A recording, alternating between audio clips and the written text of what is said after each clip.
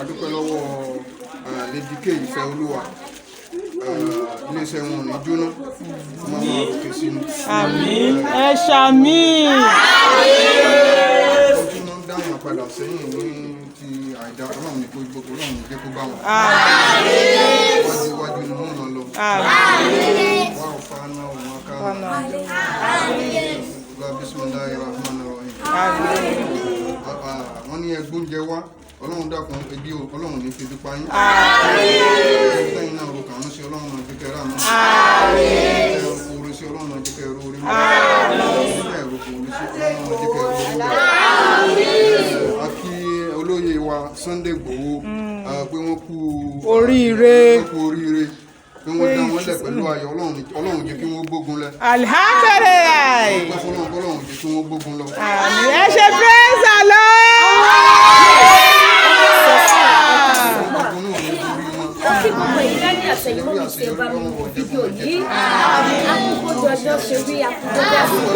Ọlọ́run ò ní fi gbogbo wa sílẹ̀ o. Ọlọ́run á túbọ̀ máa dúró tì wá nínú àánú ẹ̀. Mo mọ̀ pé ẹ̀yin yẹ́ bàbá tẹ́ wo fídíò ẹ máa wò pé àìwọ́ ní Lady K show yìí. Mi ò gbọ́dọ̀ má mú wá fún yín because I was so happy nígbà tí mo rí fídíò yìí. Ẹ máa gbọ́ tí àwọn ọmọ yẹn sọ wípé God bless Lady K. Lady K ẹ ṣé o. Lady K ẹ ṣé o. Kí ló jẹ́ kó lè máa dúpẹ́ lọ́wọ́ Lady K? Ẹ̀yin bàbá tẹ́ wò mí ní gbogbo ẹyọ ọmọ kọ́lẹ̀ Yorùbá. Káàkiri àgbáláyé ẹ̀yin lẹ jẹ́ kó máa dúpẹ́ lọ́wọ́ mi. Ṣé ní àwọn ọmọ tẹ́ wò yẹn àkàndá ọmọ ni wọ́n? Ẹ gbọ́ mi, ẹ bá mi máa ṣí ètò yìí. Ẹ jẹ́ kó délé kó dóko nítorí àwọn kan ni wọ́n sponsor mi. Àwọn èèyàn ni mo bọ́ta ni mo ní tó gbogbo ẹ̀yin ìyá, ẹ̀yin bàbá, ẹ má gbàgbé wípé oṣù yìí ló pé ọdún méjì tí wọ́n release èmi ọmọ yín Lady K ìfẹ́ olúwa ṣò nínú àhámọ́ DSS. Ẹ jọ̀ọ́ ẹ̀yin ìyá mi ẹ̀yin bàbá mi, gẹ́gẹ́ bí mo ti ṣe pinnu wípé màá máa ṣe ọpẹ́ lọ́dọọdún. Ọdún tó kọjá lọ mo ṣe pátí rẹ́kẹrẹ́kẹ́, àwọn èèyàn jẹ wọ́n mu sí mi lọ́rùn. Mo ní ṣe rí ọdún eléyìí mo fẹ́ lọ ṣe lọ́dọ̀ àwọn àkàndá. Mo fẹ́ lọ ṣe ọpẹ́ ní ọ̀dọ̀ àwọn àkàndá ní ìlú Ìbàdàn. Àwọn lẹ ń wò nú fídíò yìí. Ṣé rí gbogbo àwọn ọmọ tẹ́ ń wò yìí, àkàndá ni wọ́n tí wọn ò lójú méjì. Wọn ò ní ojú méjèèjì. Mo tún ṣe gbé fídíò wọn bọ̀ ẹ má kánjú, ẹ má bá mi share, ẹ má bá mi tẹ love. Àwọn ọmọ wọn yóò ní ojú. Iléèwé bẹ́ẹ̀ ni wọ́n ń gbé. Mo wá wò wípé ọpẹ́ mi ọdún yìí mo gbọ́dọ̀ mú dọ́dọ̀ wọn. Mo gbọ́dọ̀ dọ́dọ̀ wọn. Mo wá pariwo síta pé ẹ̀yin yẹ́yìn bàbá o. Gẹ́gẹ́ bí mo ti ṣe ń palẹ̀ mọ́ ayẹyẹ ọdún kejì tí mo bọ́ nínú àhámọ́ tí Ọlọ́run yọ mí jáde nínú ìhò kìnìún ìjọba Nàìjíríà. Mo fẹ́ lọ ṣe ọpẹ́. Mo fẹ́ ṣe ọpẹ́ lọ́dọ̀ àwọn àkàndá. Mo dẹ̀ tún fẹ́ ṣe ọpẹ́ láyé ara mi. Àwọn ìyá àwọn bàbá ni wọ́n gbárùkù tì mí lọ́ba ní Lady K go ọ̀sán àwà lẹ́yìn ẹ̀. Pàápàá jùlọ àwọn ti diaspora mega rally. Àwọn bàbá mi tán mú yes níbẹ̀. Wọ́n dìde tán wọ́n ní Lady K go ọ̀sán àwà pẹ̀lú ẹ. Àwọn ni wọ́n jẹ́ kí ìrìn àjò ọ̀hún kó yá mi lára láti lọ. Àtàwọn kọ̀ọ̀kan bẹ́ẹ̀. Wọ́n bẹ̀rẹ̀ sí ní pè mí lọ́tùn lósì Lady K gba owó. Ṣé bó bá ṣe wù ẹ́ nìkan yọ fanda ṣe bí ọlọ́pẹ́ jẹ́ kó mọ̀ pọ́lọ́pẹ́ ni ẹ́ aláyọ̀ ni ẹ́ nínú Jésù. Ìwọ ti lọ́lúwa lẹ́yìn, ìwọ ti lálá fọ̀rọ̀ lọ, ó ti lọ́lùgbèjà, kò sí gìrìgìrì fún ẹ. Inú mi dùn ayọ̀ mi kún. Èmi náà bá tẹkọ̀ létí ó dìlú Ìbàdàn pẹ̀lú ijó àti ayọ̀.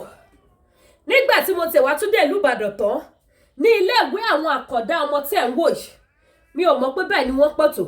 Wọ́n ní secondary school, wọ́n ní primary school. Àti secondary àti primary the same hostel ni gbogbo wọn lò.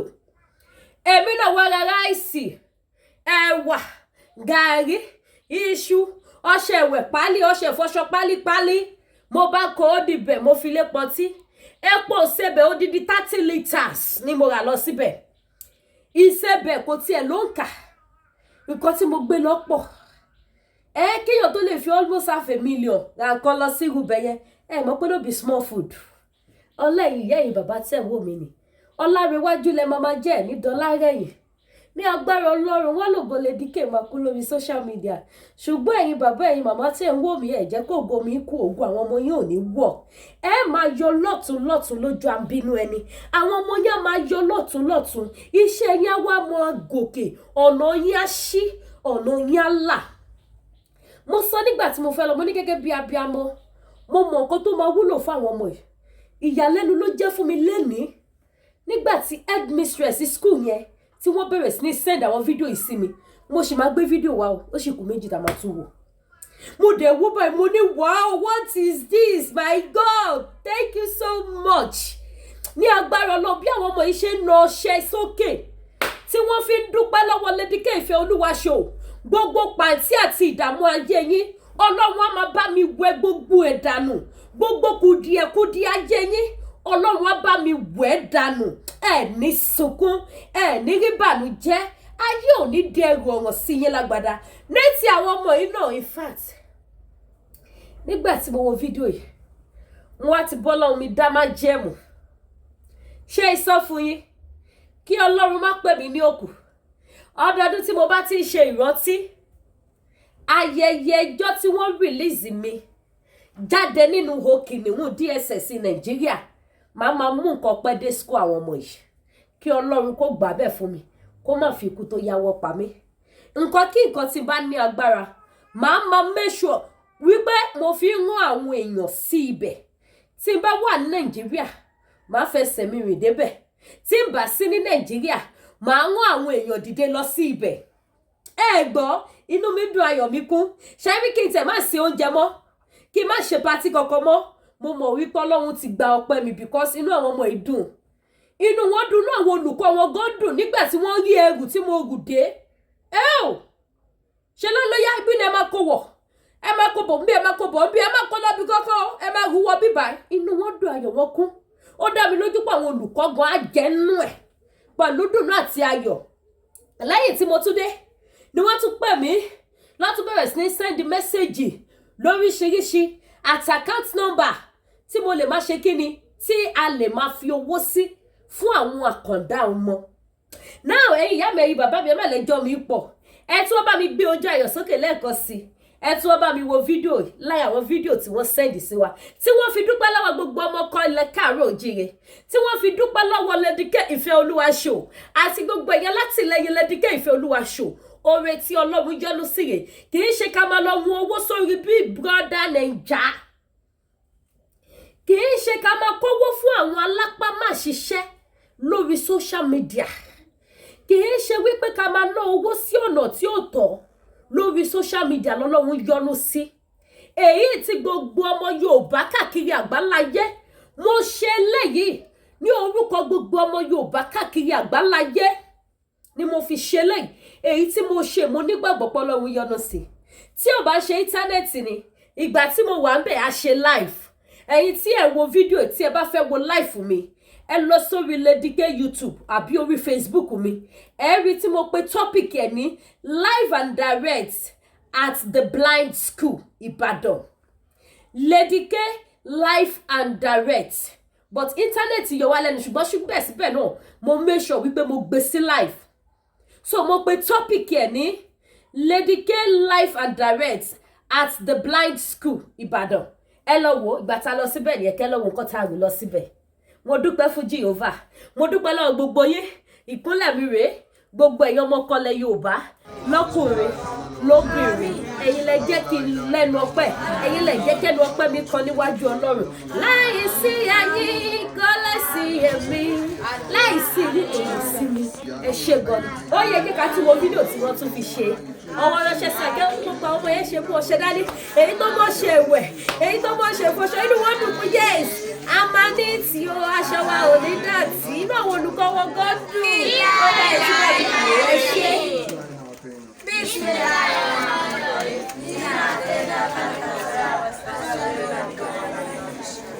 Gbówọlẹ̀.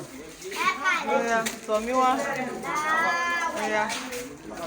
Pray for Lady Keisho Ifeoluwa. On behalf of all students in the school, we said great thanks to you.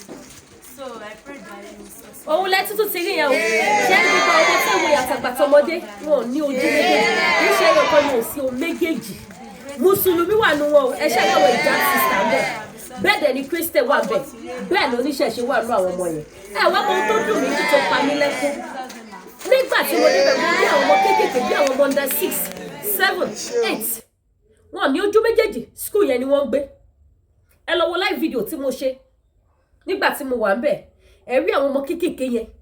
Inú school yẹn ni wọ́n ń gbé. Irú àwọn ọmọ yóò yẹ kí ìjọba Nàìjíríà kí wọ́n gba special people tó máa tọ́jú wọn, tó máa ṣe àmójútó wọn, kó dẹ̀ máa sọ salary gidi fún wọn. Ṣùgbọ́n ìyàlẹ́nu ló jẹ́ wípé ìjọba Governor Ṣèyí Mákindé 15,000 ni wọ́n sọ fún àwọn tó ń sin oúnjẹ fún wọn ní oṣooṣù. 15,000. Ẹ lọ wo interview tí mo grant àwọn people yẹn. Ẹ gbọ́ bí wọ́n ṣe ṣàlàyé pé 15,000 làwọn ń gbà. By the time tí oṣù máa parí àwọn á ti jẹ gbèsè. Táwọn bá máa wá gbowó tó táwọn bá máa san gbèsè lónìí kọ̀ọ̀kan táwọn ń gbà. Owó á kù 300, 500. Wọ́n sọ lọ́wọ́ ẹ̀yìn, ó wà lórí live show. Wọ́n ní ṣùgbọ́n ìjọba ń gbìyànjú ṣùgbọ́n kò tó. Wọ́n sọ nínú ẹ̀ wọ́n ní olè tí wọ́n ń jà wọ́n ní school àwọn ọmọ kéékèèké tí ò ríran tí àwọn olè lọ síbẹ̀ tó lọ rọ̀bù wọn. Níbi àìsí security. Ẹ wo àwọn ọmọ tí wọn ò ríran tó dóbìnrin. Ṣé àwọn olè ò lè wọlé síbẹ̀ kí wọ́n kó bá sùn fáwọn ọmọ yìí? Ẹ bá wa ké sí Governor Ṣèyí Mákindé, a ní the security tó péye ní school yẹn. Ìyẹn bẹ́ẹ̀, omi kò sí, kànga ló ń mu. Kò sí ná, wọn ò ní ná. Mi mọ ohun tó kọ́ sí ìjọba Governor Ṣèyí Mákindé tí wọn ò lè fún wọn ní permanent solar. Níbẹ̀, permanent solar àtàárọ̀ àtọ̀sán àtalẹ́ kí iná wà ńbẹ̀. Àìsí iná ló fà tó fi jẹ́ pé kànga ló ń mu. Bọ́ọ̀lù ò ṣiṣẹ́. Ṣe rí pé a ní iṣẹ́ tó pọ̀ láti ṣe lórí ọ̀rọ̀ Yorùbá nation kí Olódùmarè kó ṣe kíni kó gba Yorùbá nation fún wa. Ẹ wá wo bí gbogbo àwọn ọmọ bí wọ́n ṣe na ọṣẹ sókè bí wọ́n ṣe ń ṣàdúrà fún ẹ̀yin ìyá ẹ̀yin bàbá kì í ṣe lédíkè lọ ṣàdúrà fún gbogbo ọmọ aládé ilẹ̀ káàárọ̀ òjíire. Gbogbo ẹ̀yin tẹ́ tì mí lẹ́yìn tẹ́ jẹ́ kójú kó tì mí. Gbogbo ẹ̀yin tẹ́ dúró nídúró wípé lédíkè ò ní dẹni àná lórí social media. Ẹ̀yin ni wọ́n ṣàdúrà fún o. Gbogbo ẹ̀yin tí ẹ dúró nídúró pé lédíkè iṣẹ́ ò ní stop. Ò ní ṣẹ́ lọ́wọ́. Wàá dẹ̀ máa ṣe gudugudu méje yàyà mẹ́fà. Wàá máa ṣe ohun tó dáa káàkiri àgbáláyé. Ẹ̀yin ni wọ́n ṣàdúrà fún o. Èmi náà wá dúpẹ́ o. Pẹ̀lú dùnú àti ayọ̀ mo ṣe inú mi dùn. Ayọ̀ mi kún. Nígbà tí mo rí eléyìí, òun lẹ ti rí yẹn o. Ẹ wá yẹ ká tún wo fídíò mi. 3 ni. Ó yá, the third one. Gẹ̀gẹ̀. Àwọn ọmọ ológo. Gẹ̀gẹ̀. Ẹ ṣe sílẹ̀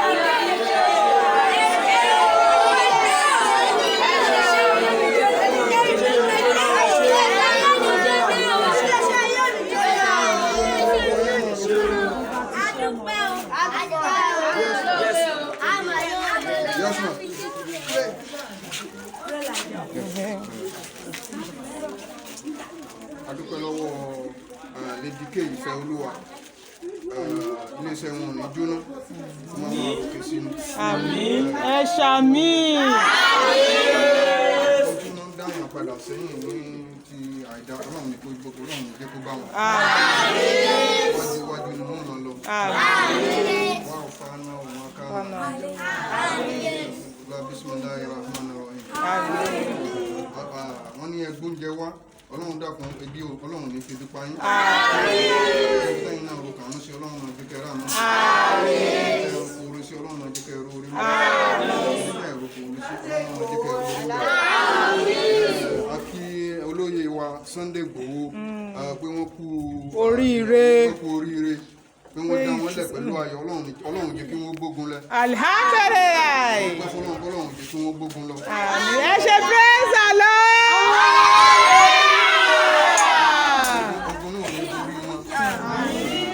Àṣeyọrí lọ́wọ́ wọn jẹ́ kó máa jẹ́ tí wọ́n ní sí àṣetì. Adúpẹ́ púpọ̀ lọ́wọ́ wọn, òun lẹ ti rí yẹn o ṣé kí n tún ṣọ́ọ̀kì yín tíṣà tẹ́rí tó kọjá yẹn àwọn náà rí nǹkan kan yàtọ̀ sáwọn tó ń dáná èèyàn méjì ni mo tún níbẹ̀ tó rí nǹkan gbogbo àwọn tíṣà tó kù wọn rí wọn. Ẹ bá mi ṣí ètò yìí gbogbo ẹ̀yin tọmọ yóò ní fọ́ ojú inú tí ò ní fọ́ ojú ìta gbogbo ẹ̀yin tí ẹ̀ ní di aláàbò ara gbogbo ẹni tó bá ti wo fídíò nǹkan tí mi ò ṣe rí ni mo fẹ́ ṣe because mo fẹ́ kí information ìkódọ́dọ̀ gọ́vùrọ̀ Ṣèyí Mákindé mo fẹ́ kí wọ́n mọ̀ pé Lady K Ìfẹ́olúwaṣò mo ti ṣe àbẹ̀wò sí ìkan nínú àwọn school àkàndá tó wà ní ìlú Ìbàdàn Ọmọyẹni nursery and primary school Ọmọyẹni blind school mo ti débẹ̀ ní ìlú Ìbàdàn mo fẹ́ kí wọ́n jọ kí wọ́n ṣe àánú gbogbo nǹkan tó ń jẹ wọ́n níyà tí ẹ bá wo live tí mo ṣe àwọn tíjà yẹn ní ó ti àwọn gan táwọn bá lọlé àwọn máa ń ṣubú nítorí ọ̀nà tí ò da ọ̀nà tó débẹ̀ ò da ọ̀nà gbágbùgbàgbọ́n ni wọ́n láwọn ní di school bus àwọn ní di staff bus kí gọ́vnà Ṣèyí Mákindé jọ kó bá mi provide ẹ̀ fún wọn ṣàwárí gbogbo ẹ̀yin tẹ́ bá wo fídíò yìí tí ẹ bá bá mi share ẹ̀yin nu Ọlọ́run nu ṣùgbọ́n ẹ̀yin tí ẹ bá bá mi share ọmọ yóò ní fọ́ lójú ẹ̀yin náà ní fọ́ lójú àrọ́mọdọ́mọdọ́mọdọ́mọdọ́mọ yín wọn ò ní di aláàbò ara àrọ́mọdọ́mọ yín ò ní di aláàbò ara ẹ̀yin gángan fún ara yín ẹ̀ ní di aláàbò ara atúnidá ayé ò ní tú yín dá ìbànújẹ́ ò ní kọ́gun sílé yín ẹ máa bá mi pè ẹ máa bá mi share Lady K Ìfẹ́olúwaṣò ló sọ̀rọ̀ Lady K Ìfẹ́olúwaṣò ló sọ̀rọ̀ ẹ bá mi jù ú ẹ jẹ́ kó dọ́dọ̀ gọ́vnà Ṣèyí Mákindé nílùú Ìbàdàn mo fẹ́ kí wọ́n dìde sí gbogbo ọ̀rọ̀ àwọn ọmọ àkàndá yìí mo fẹ́ kí wọ́n provide gbogbo nǹkan tí wọ́n need kí wọ́n provide ẹ̀ fún wọn because tíyàn bá jẹ orí àwọn tó bá débẹ̀ á sunkún àwọn ọmọ ìdẹ̀ tún dunnú wọ́n tún yọ̀ wọ́n kọ orin èmi gan jó láàrin wọn báyìí wọ́n tún kọrin gómìnà dáadáa ní gómìnà wa gómìnà dáadáa bẹ́ẹ̀ lèmi náà ń jó ni mò ń wò sọ́kàn pọ̀ Ọlọ́run mà tóbi lọ́ba o Ọlọ́run mà tóbi lọ́ba o òun mo ṣe ń bẹ̀yìn ẹ bá mi share ẹ máa share ẹ jẹ́ kí ọ̀rọ̀ ọmọ ẹ jẹ́ kó mọ mú láyà yín mo dẹ̀ mọ̀ wípé gbogbo ẹ̀yin tẹ́ máa ń wo prógráàmù mi abiyamọ nìyẹn kì í ṣe abiàgbà mo mọ̀ pé gbogbo ẹ̀yin tẹ́ ń wo prógráàmù mi lọ́rọ̀ ọmọ jẹ yín lókùnkúndùn lọ́rọ̀ ọmọ mọ mú lókun àyà yín ẹ bá mi bẹ̀ gọ́vnà Ṣèyí Mákindé kí wọ́n yọjú sí wọn níbẹ̀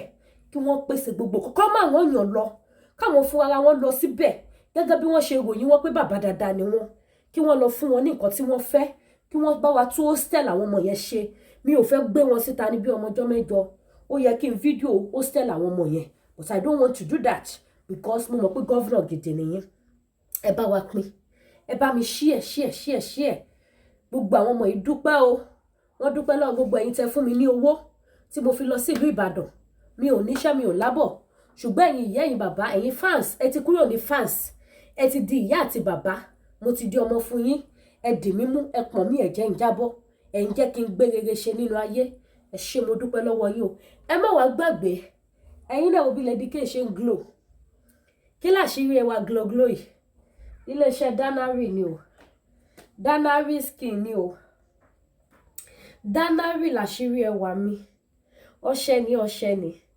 èyí tó máa bá yín lẹ́jẹ̀ mu òun ní iléeṣẹ́ Danari skin kí ẹ máa tà fún yín gbogbo ẹ̀yin tẹ́ bá fẹ́ tún skin yín ṣe gbogbo ẹ̀yin tẹ́ ní pimples gbogbo ẹ̀yin tẹ́ ní ifo cream gbogbo ẹ̀yin tẹ́ ní èélá gbogbo ẹ̀yin dúdú tẹ́ fẹ́ di pupa àbí ẹ̀yin dúdú tẹ́ fẹ́ maintain dúdú yín àbí ẹ̀yin pupa ẹ fẹ́ maintain pupa yín èèyàn kan ṣoṣo tó lè ṣe fún yín tí ẹ dẹ̀ ní regret pẹ̀lú product ẹ̀ òun ní iléeṣẹ́ Danari skin care ní ìlú UK kò wá sí ibi tí ẹ wà ní gbogbo àgbáláyé iléeṣẹ́ Danari skin care máa send the product yẹn sí yín ìbàjẹ́ Nàìjíríà lẹ́wà máa send ẹ̀ sí yín ṣe rí àṣírí yẹn nìyí tí ẹ bá fẹ́ gbọ́ iṣẹ́ yẹn wò ó pẹ́ jù 1 week ẹ ti fẹ́ mọ̀ pé yes ẹ lo product tó gbáàsì tí ẹ bá ti jí láàárọ̀ èyíkéyìí nínú ọṣẹ yẹn tó bá tà fún yín ẹ rọra àbù kò sí tèmi ò tí lò nínú ẹ̀ eléyìí ni mo lò for good 3 years kó tó wá di pé wọ́n ṣe àwọn eléyìí tó jẹ́ pé ẹ lè lò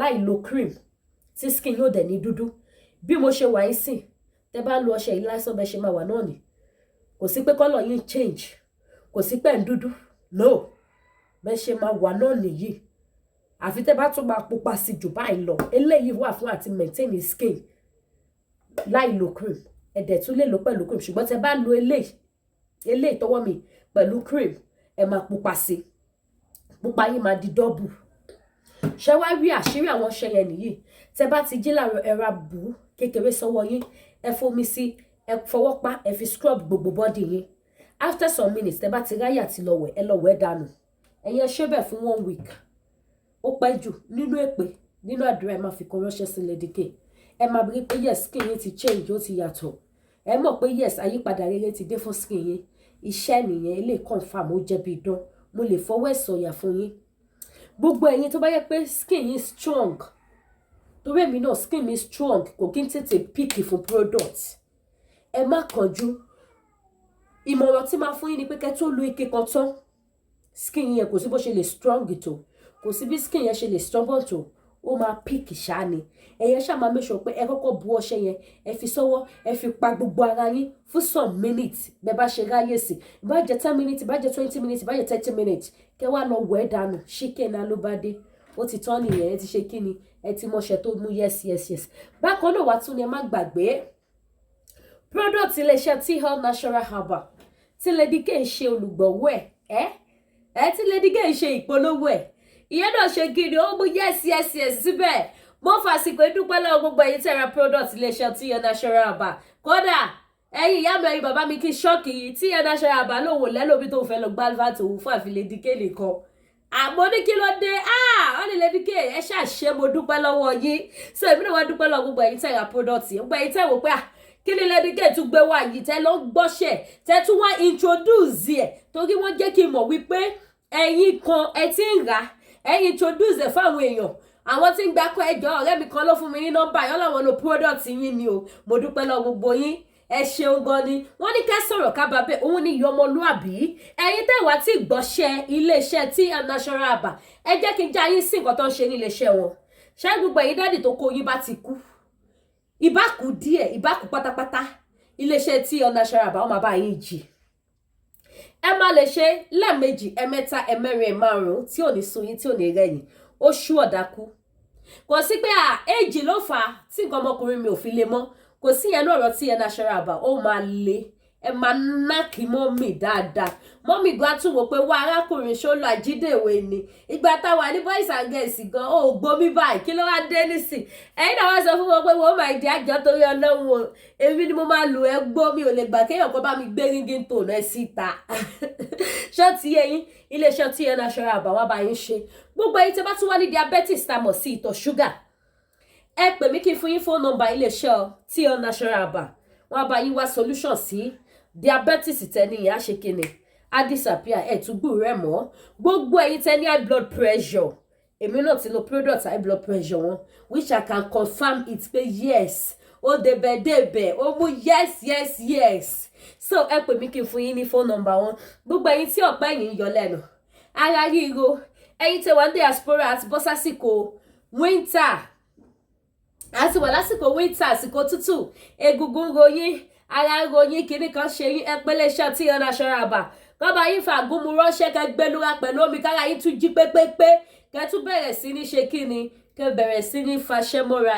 lágbára Ọlọ́run ẹ̀ ní ṣe lásán ẹ̀yin tẹ́ wà Nàìjíríà náà ẹ ọ̀dà fún product yín láti iléeṣẹ́ Tio Natural Herbal gbogbo ẹ̀yin tí jẹ̀díjẹ̀dí yan lẹ́nu tẹ́ ti jẹ bọ́gà jẹ òrí jẹ ọ̀rá jẹ gbogbo ẹ̀ tí gbogbo ẹ̀ ti wá di nǹkan sí bọ́dì ẹ pè mí kí n fún yín ní phone number iléeṣẹ́ Tio Natural Herbal ẹ ọ̀dà fún àgbo àtàgùnmu kẹ́ flush gbogbo system yín kí gbogbo ara yín kó fúyẹ́ kára yín kó jí pépé ẹ̀rí bí mo ṣe máa ń jura mi ni lẹ́yìn ọmọ mélòó lẹ́yìn ọmọ mẹ́fà bọ́dì yẹn tún ṣìṣe kí ni ó wà bẹ́ẹ̀ kí làṣírí ẹwà mi Tio Natural Herbal ni mo ní àgbòjẹ̀dí wọn tó confirm mo ti ṣú ẹ̀rí lórí ètò láìmọye ìgbà gbogbo àwọn product wọn tí mo lò gbogbo ẹ̀dí àìmí gan wà orí program ni ma ti ń lò tí bá ti wà lórí program agbèlú ẹ̀ máa ń wo ohun mo lò yìí o iléeṣẹ́ Tio Natural Herbal ni àṣírí ẹwà mi ni èmi ò lo ṣọ́ọ̀kì mọ́ torí ṣọ́ọ̀kì kọ́ ṣọ́ọ̀kì gbogbo ẹ̀jọ́ ságọ́ ara mi ni kò bá mi push it out but product iléeṣẹ́ TL ó máa push it out ẹ máa flush gbogbo system èyí tẹ́ máa yà nígbẹ̀ẹ́ èyí tẹ́ máa tọ̀ nítọ̀ èyí tó jẹ́ pé omi ló máa sun jáde ní ara yín ẹ nígbà ẹ mọ̀ pé yes omi burúkú ni omi àìsàn ni ó máa sún jáde ara yín á fúyẹ́ tẹ́ bá wẹ̀ bára máa fúyẹ́ wá ní sí i ẹ mọ̀ pé yes àlàáfíà wọnú àgọ́ ara yín iléeṣẹ́ T-Health Natural Herbal àwọn ni wọ́n lè ṣe àwọn ní product ní ọlọ́kọ̀ òjọ̀kan ní oríṣiríṣi tí ẹ lè lò láti fi tún àgọ́ ara yín ṣe ẹ̀yin mọ́mì ẹ má dọ́là ara yín ẹ̀yin dádì mi ẹ má dọ́là ara yín ẹ̀mí ni ògùn ògùn ni ẹ̀mí ẹ tọ́jú ara yín iléeṣẹ́ T-Health Natural Herbal wọ́n kọ́ṣẹ́ wọ́n mọṣẹ́ ewé àti egbòogi òun làwọn bàbá wa jẹ láyé àtijọ́ ọ̀làjú ló dé ládẹni tó ń gba abẹ́rẹ́ kò sí immunization oṣù mẹ́ta oṣù mẹ́fà abẹ́rẹ́ ibà abẹ́rẹ́ typhoid nígbà ayé àwọn bàbá wa o ọ̀làjú ló dé ni wọ́n kó gbogbo nǹkan yẹn wá àwọn nǹkan tó sì kó wá yìí ó máa ń gbìyànjú ni o kò mú yes délẹ̀ ohun tó lè ṣe yes délẹ̀ òun ni àgúnmu àti àgbo so ẹ pè mí WhatsApp number mi lẹ́ ń wò lójú screen yìí ẹ text mi lórí WhatsApp máa fún yín ní phone number T-Health Natural Herbal tó bá dẹ̀ jẹ́ pé phone number Danari skin care tẹ́ fẹ́ tún skin yín náà ṣe ni look at me I'm proud of my skin ẹ lọ wo live show tí mo ṣe tó ṣe tún jẹ́ pé wọ́n gbé kámẹ́rà sọ́ọ̀kan ni wọ́n fídíò mi you can see how my skin is glow so ẹ pè mí kí n fún yín ní phone number iléeṣẹ́ Danari skin care náà tó ẹ má wá gbàgbé gbogbo ẹ̀yin tẹ́ bá wo ètò yìí tí ẹ ní fọ́ lójú tí ẹ ní sọmọnù ẹ bá mi máa share ẹ bá mi share ẹ jẹ́ kí wọ́n rí àwọn àkàndá ọmọ tí ẹ lẹ́díkẹ́ ìfẹ́ olúwa show tí mo lọ ṣe àbẹ̀wò sí iléèwé wọn àti hóstẹ́ẹ̀lì wọn tí wọ́n ń gbé tí a sì kó oúnjẹ ní ọ̀pọ̀ yanturu tí a kó lọ fún wọn ní ibẹ̀ ẹ ṣeun gan ojú òní tìyìn ire o.